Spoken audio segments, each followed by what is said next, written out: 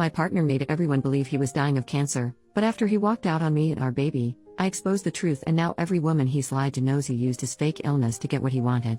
So my partner told me when we first got together that he has cancer, and if his operation doesn't go well, it could be terminal. He said his treatments have also made him infertile, so imagine our shock and joy when we found out I was expecting at the start of 2024. We now have a beautiful 5-month-old daughter who is perfectly healthy and thriving, and he is in remission. My pregnancy was difficult and lonely because of all the intense treatments he went through while waiting for his operation. I did a lot on my own, knowing he desperately needed this to have the best chance possible of shrinking his tumor before having it removed so we can have a long happy life together as a family. He is currently living with his mom while he is in recovery so that it takes the pressure off me caring for both him and our baby until he is well enough to move into our new home with us. He still comes to our house and we go to his mom's all the time so our baby isn't missing him, and on Wednesdays he has his daddy-daughter days where it is just the two of them to make sure they are bonding well, and so he has the practice until he is well enough to care for her at home full time, and give me a little break too. Last week we had an attempted break-in at the house. I asked him to come over and stay here while I'm waiting for the locks to be changed because I'm scared, but he wouldn't. I was talking to his mom too, who slipped up telling me he wasn't home. Long story short, this is Reddit. I'm sure you can see where this is going.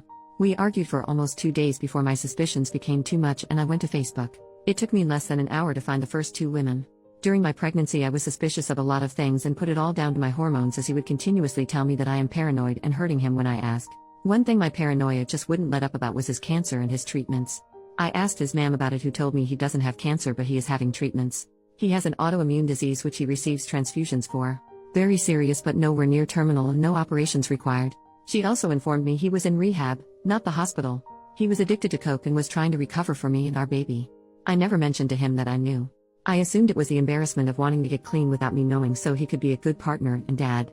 I was so proud of him for getting the help that I never spoke about it. With his autoimmune disease, his man explained how brutal this has been for him and that he did have chemo a few years back, so maybe that's why he's confused. Pregnancy brain is a real thing, or maybe I'm just too blindly in love because I accepted this and never questioned it again. After discovering the first 2 women, I sent my partner a message telling him to let his girlfriend know I'm asking after her and not to bother coming home anymore. I've had the locks changed from the break-in so he can't get in anyway. He was getting panicky and started begging me to answer the phone and let him come see me so he could explain everything. I started to see everything for what it was for the first time and realized how long he had been gaslighting me for, and told him no. Realizing he couldn't get through to me and now aware I was trying to contact his girlfriend, he panicked and went to her instead. During that time, I found a photo she had shared of the 2 of them and shared it to my profile with the caption, "Can someone please ask this woman to contact me?" She instantly blocked me, but her sister got in touch with me instead. Apparently the family have never trusted him and knew something was wrong. This affair is serious enough to have met the family. She says he has told her not to speak to me as I'm a deranged stalker he slept with once years ago and have been hunting him down trying to convince people my baby is his. I send her a photo of the birth certificate and us in hospital together to show her sister before he can lie to her anymore. During this, I'm also messaging another woman who is pissed at what he has done and is helping me with all the information she is aware of. She tells me he broke her heart by cheating on her without even knowing he was cheating on me too.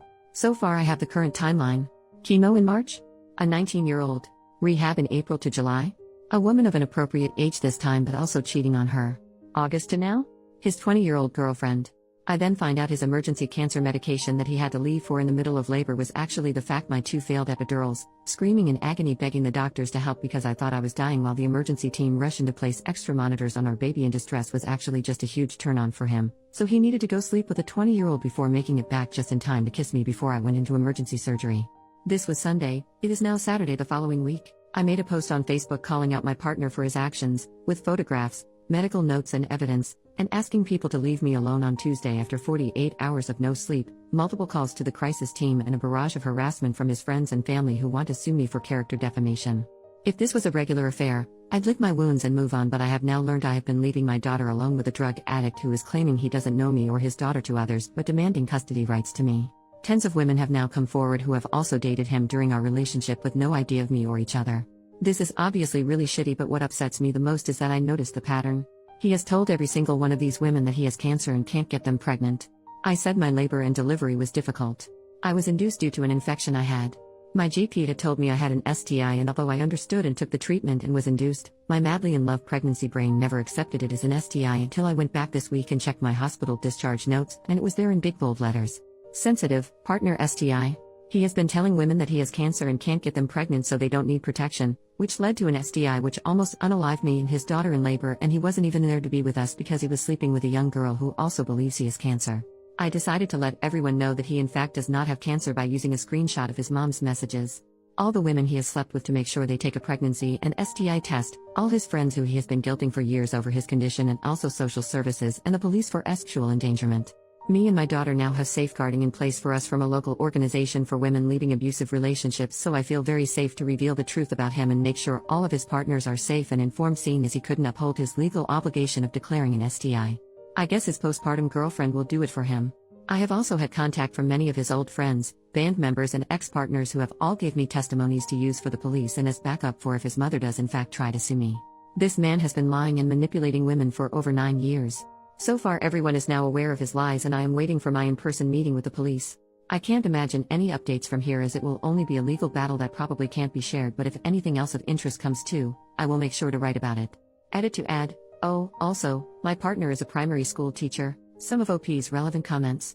Commenter asks about past reports and why nothing was done. OP, it's come to light this week that his ex-partners have been reporting him for years to no avail. His mom is on the school board and her best friend is his head teacher. I'm hoping with the added element of social services this time and an investigation into child endangerment for our daughter, they can't sweep it under the carpet any longer. Commenter asks if authorities were involved. OP, we're in the UK. His complaints have been escalated to Lotto in the past, which is basically our version of what controls the school's judgment over any dangerous situations, but nothing happened. One of his exes have gave me all the details of their report to push that they ignored her and it's escalated to this. Commenter suggests exposing him online. OP, he deleted his Facebook after I made a post on there. He is the most convincing person you have ever met, but for the first time, someone proved him wrong by posting medical evidence and he couldn't take it. I'm waiting on approval to join Prick Advisor UK, and are we dating the man same northeast to warn all the other women I couldn't find myself. Commenter asks what STI he passed and if the baby was tested. OP, at the time I refused further testing in denial and regret it so much. I was just given a course of antibiotics and because my symptoms went, they left it at that for me. All I know is from the STI being untreated for so long I ended up with strep group B2, which is why I needed to be induced, so I was on an antibiotic drip when my waters were broken so my baby would be safe. She's perfectly healthy and faced no issues luckily. I think I've been lucky and whatever is was must not have turned to an STD because my medical documents only say partner STI. We also haven't slept together for a very long time now after my surgery, so I know I'm at least safe now. Commenter asks how he was able to juggle everything. OP, he would disappear from time to time and switch his phone off a lot, and not living together was a huge help for him. He would tell me he needed set days and time etc. as he can only work in routines for his recovery. Obviously I can look back now and see that really, he just needed to know which girl was where and when. I've been told by multiple people now that he will often just don't turn up to work because he's on a bender or at a woman's house, and I was kept in the dark because his mom's best friend is the head teacher and would cover for him. Commenter says their ex also faked cancer, was a drug addict, and abused them. OP, if he lives in the UK and used to be in a feminist punk band then there's a good chance. I'm so sorry for your experience and hope you've healed. X. Commenter suggests warning parents and exposing the school's involvement. OP, sadly I think parents are aware and not receiving help from the school in the situation. One woman he dated during the summer and she realized who he was when she went to drop her child off at school in September. She's been updating me to let me know that he wasn't seen in school for multiple days after my health visitors and social worker began the reports on Monday, but he was back in half a day Friday. Update, the next day, 9 hours later, I've spoken to the police this morning. There is nothing they can do unless they find the drugs on his person in the school, so nothing is stopping him from snorting a line before he starts work as long as he takes nothing else with him. They've implied the loophole is that they catch him behind the wheel and if some reported him driving on substances they could catch him that way. They said they can confirm that multiple reports and investigations have begun before even my report, so they are unable to share much information with me, even though he case involves me, but they told me it is imperative I apply for Clare's Law and have helped me with the application. It can take up to 10 days for my in-person meeting to provide my documents, and then it can take several weeks for the information to be shared with me. Knowing what I do already, I feel sick that they have told me how important it is for me to make this application. I can't believe in a few weeks, he's going to discuss me even further when I receive his police records. My only silver lining is that once I have the police reports, on top of my medical reports, he doesn't stand a chance in family court and me and my girl will be free to restart our lives together. Also another little note, I've been looking for family court advice in a mom support group and have been informed that luckily she's only 5 months old and any name changes can be made before 6 months with only one parent's consent and the witnesses don't need to be his choice, so I will be removing his surname and his grand's name from her middle name, for her to take my surname and not have any more ties to his family. I just wanted to put an apology in here as well as a lot of people have commented on my poor writing. I am a new ma'am who was lacking sleep even before any of this came to light. Everything I've wrote has basically been just a big vent from me. I know I'm no novelist, but I still apologize if it's been difficult to read. Second update, 2 days later, I have managed to provide enough evidence of substance use and emotional blackmail to the police to have a domestic abuse case opened. This is going straight past the school to the highest authority to keep him away from children. This is huge news and gives me such a relief in knowing my child and others will be safe, but I still have that awful feeling of guilt for him. Just 2 weeks ago we called each other bride and groom. I think it's going to take a while to grieve the person I thought I knew while dealing with the one I know now. I hope this is the point he actually goes to rehab instead of lying about it and can find happiness and restart his life. I don't think I want to make any more updates now. I am unbelievably grateful for the kind words and advice, but I originally just wrote this to get my emotions out of my head to help me sleep better. Thank you for letting me get this all off my chest. I didn't expect so many of you to be interested. I think me and my little girl are going to be okay.